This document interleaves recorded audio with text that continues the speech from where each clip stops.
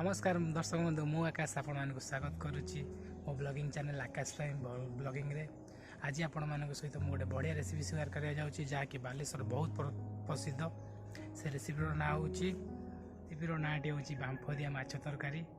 जो मैंने भी मो चैनल प्रथम थर आसुँच चैनल को सब्सक्राइब करूँ वीडियो पूरा देखिए जातु जदि वीडियो आपन को पसंद लगुच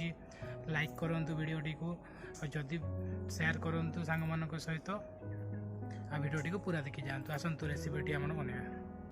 प्रथम तो आम माछ अल्प नहीं हलदी लुण हले रखे जहाँकि मुझे आसिया पूर्व मो बो घरे आणिकी करदे या द्वारा आम अल्प मछरे करवा मो हाथर 3 पीस खंडे काढ़ी नौ 3 पीस मछरे करवा देखिए तो यही 3 पीस मछरे करवा कारण मुझे प्रथम थर पर ट्राए कर अल्परे करवा जदि स्वादिष्ट लगे ताले अधिक परिमाण आगू करके आपको देखेबी ये जो आप जो देखुं आम मसला लगे जहाँकि हूँ गोटे पियाज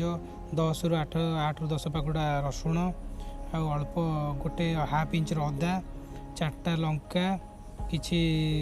सोरिष अल्प किछि जीरा ये जो टमाटर नहीं मुझे ये डायरेक्ट ये पकईदेवी तरकारी ना कि मसला ग्राइंडिंग करी आसतु